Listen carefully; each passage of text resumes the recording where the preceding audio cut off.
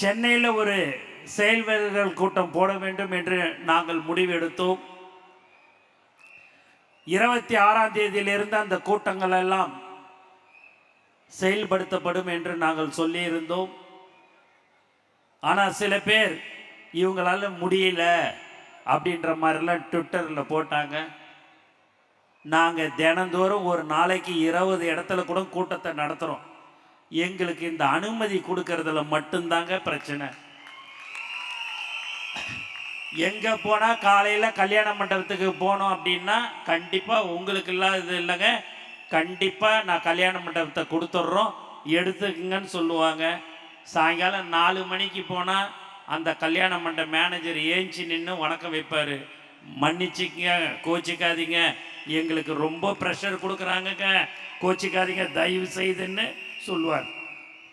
ஏன் எப்படி எதுக்கு நீங்கள் தலைவரை பார்த்து பயப்படுறீங்க? ஏன்னா தலைவர் 2026 மே மாதம் முதலமைச்சராக அமர்வது உறுதி என்பது எல்லோருக்கும் தெரியும். இது ஜனநாயக நாடு. யார் ஒன்றாலும் தேர்தலில் நிற்கலாம். அது மக்கள் முடிவு பண்ண வேண்டியது. இவங்க ஓணும் அவங்க ஓணுன்றது எல்லாம் மக்கள் முடிவு பண்ணுறாங்க.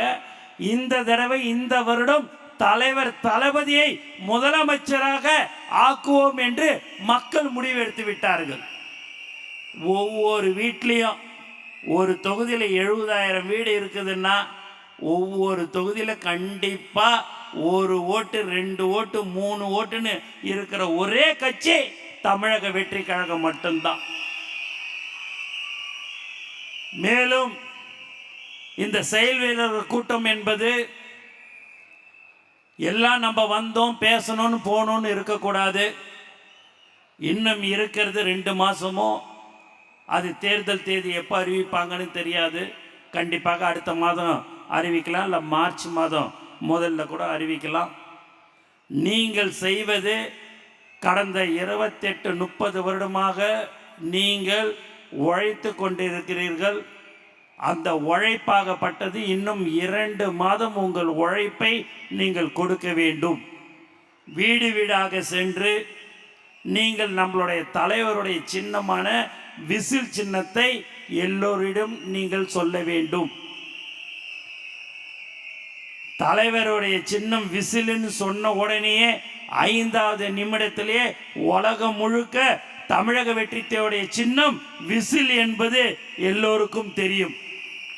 ஆனால் நம்மளுடைய வேலை ஓட்டு போட வைக்க அவங்க ஓட்டு போடுறதுக்கு தயாராக இருக்கிறார்கள். ஆனால் அவர்களிடம் நாம் சென்று ஓட்டு சேகரிக்க வேண்டும். அதை நீங்கள் மனதில் வைத்து கொள்ள வேண்டும்.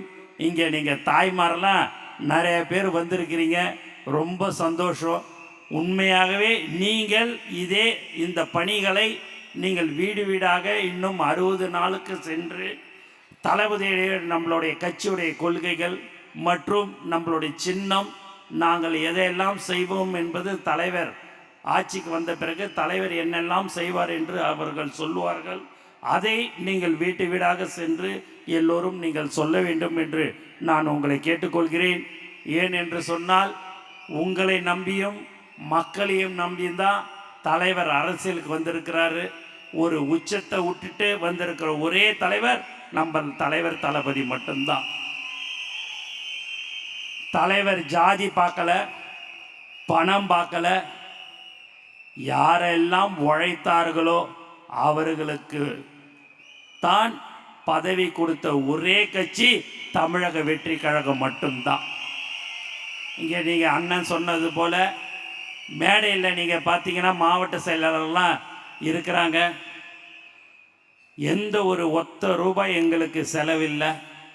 இந்த கூட்டத்தை கூட்டணும்னு 2 நாளைக்கு முன்னாடி தலைவருடைய அறிவுறுத்தலின்படி சொல்லப்பட்டது. இன்னைக்கு இவ்வளோ பேர் வந்திருக்கிறீங்க என்று சொன்னால் அதுதான் தளபதி மேல் வைத்திருக்கிற பாசத்தின் காரணமாக, அன்பின் காரணமாக இந்த கூட்டத்திற்கு நீங்கள் வந்திருக்கிறீர்கள். உண்மையாகவே உங்களை பார்க்கும் போல ரொம்ப ரொம்ப சந்தோஷமா இருக்குது. நம்மளுடைய உயிர் மூச்சு நாடி அனைத்தும் தலைவர் தளபதி தான். தளபதியை தாண்டி நமக்கு எதுவும் தெரியாது. 28 வருஷத்துக்கு முன்னாடி அப்புன்னு வந்து சைக்கிளில் போய் போஸ்டர் ஒட்டி வந்தவர் இன்னைக்கு மாவட்ட செயலாளராக மரியாதையாக வச்ச ஒரு கட்சி அது தமிழக வெற்றி கழகம்.